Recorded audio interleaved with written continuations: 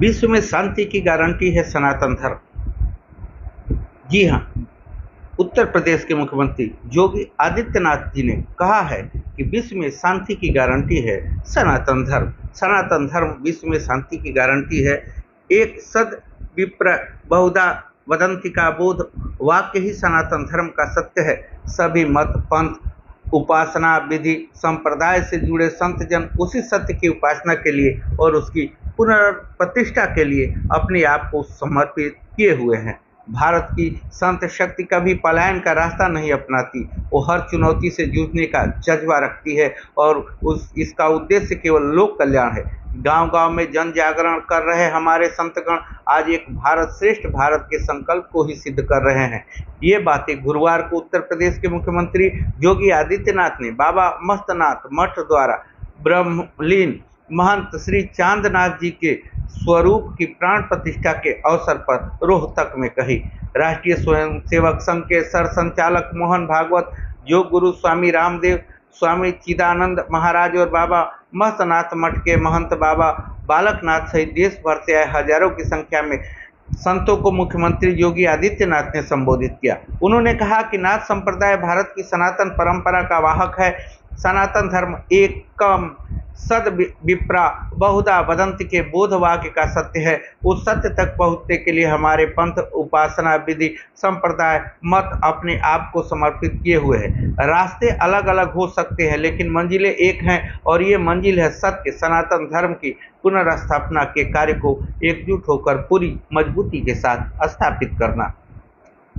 मुख्यमंत्री ने कहा कि आज अयोध्या में भव्य श्री राम मंदिर का निर्माण हो रहा है।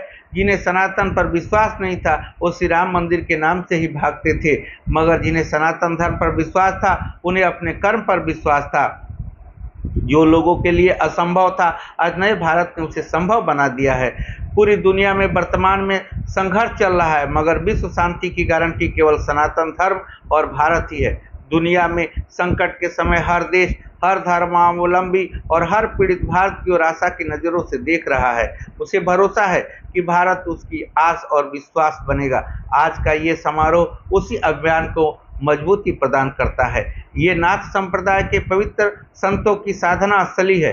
आज बाबा चांदनाथ जी के संकल्पों को महंत बालकनाथ योगी तत्परता और दूरदर्शिता के साथ आगे बढ़ा रहे हैं, जो अभिनंदनीय और सराहनीय है।